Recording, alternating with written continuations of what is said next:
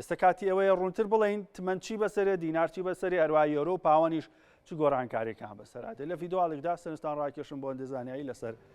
بەهای دراوەکان چ گۆڕانکاریەکان بەسەر هاتووە هەروها چ گۆڕانکاریشیان بەسەرادێ زانی زانیاریەکان چین پاوەن و یۆرۆ و تمەن و لیرەی تورکی لە چ دۆخەکان باش $100 وەک گوتمان 150,200 دینارە ڕۆژی ڕابردوو ئاماژەمان پێکرد ئەگە بانکی ناوەندی بەم شێوازە بەردەوام بێت لە خستنە ڕووی دۆلار چاوەڕێ مەکەن بەم ئاسانیە دۆلار دابەزێ و بگاتەوە 140,000 هەر کات هەواڵمان وت زانیاریمان بڵاو کردەوە کە بانکی ناوەندی عێراق زیاتر لە 200 میلیۆن یاخود نزیکەی 200 میلیۆن دلاری خستۆتە ڕوو ئەو کاتە دڵنیا بن دۆلارە گەڕێتەوە بۆ 148 و 149 دوێنێ وتمان هەر $100 لە نێوان 150 بۆ 151,000 دینار مامەڵەی پێوە بۆ سبەی نوێژ بەمان شێوە بێ بەڵام بە مەرجی خستنە ڕووی دۆلار لەلایەن بانکی ناوەندی بۆ ڕۆژی چوارشەمە بزانین چەندە بێت کە کاتژمێر دەیبیانی دەرەکەی باش هەروەها $100 بەرامبەرە بە 1865 لیرە تقریبا لە 1850 بەڵام لە بازار بۆرسی جیهانی 1865 و نزمترین ئاستی مێژووی لیرەیە لە مێژووی بەکارهێنانی باش بینە سەر بابەتە گرنگەکە تمەن ئەمەی کە بم زەردە نووسراوە $100 ئەمڕۆ لە بازاری هەڕاتی ئەفغانستان لە بازاری دۆلارەکەی سلێمانیەوە نزمترین ئاستی لە مێژوودا تۆمار کرد هەر $100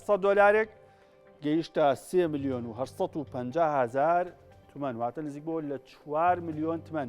ئەوەتەی تمەن هەیە یاخود ئەوەتەی ئیمپراتۆرێتی ئێران و حکومەتی ئێران هەیە کە زیاتر لە 50 جۆر دراوی تیا بەکار هاتووە هێندە بەهای دراوەکەی بێبایەخ و بێفەڕ و نزم نەبووە وەک ئەوەی کە ئەمڕۆ ڕوویە ئەوەی ڕوونتر بێ بیڵین زۆر کەس لێکدانەوەی کرد پەیوەندی هەیە بە خۆپیشاندانەکان پەیوەندی بە دوورکەوتنەوە لە ڕێکەوتنیتین بەڵێ ئەمانە هۆکارن بەڵام دوو مانگە خۆپیشاندان هەیە بەهای تمەن زۆر دانەبەزیوە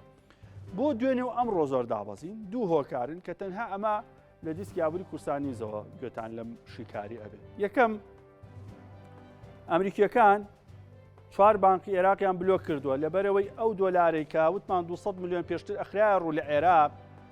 حواڵەی لوبنانیانە کرد بلۆک کراون ێستا ناکرێت نزیکەی 40 میلیۆن تا 60 میلیۆن ڕۆژانە دۆلار لە عێراق کەمترە خرێتە ڕوو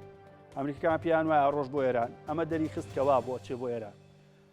واتە کەمتر خستنە ڕووی دۆلار لەلایەن بانکی ناوەندی عێراقەوە ڕۆژی ڕەشی بەسەر تمەناهێنا هەروەها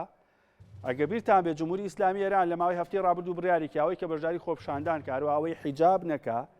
حسابی بانکەکەی بلۆکەکە واتە ئەو پارەی لە بانقێتی تر ناتوانێت بەکاری بێنێ ئەمەوەی لە هاوڵاتیانی ئێران کردووە ڕووبکەنە بانکەکان ئەو پارانەی هەیەە بە زووی داوای کەنە ڕای کێشتنەوە هەرچەندە کێشێکی گەورە دوو بانکەکانیان ئەڵێن پارەمان نێکاشی پێویستمان لەبەردەستانیە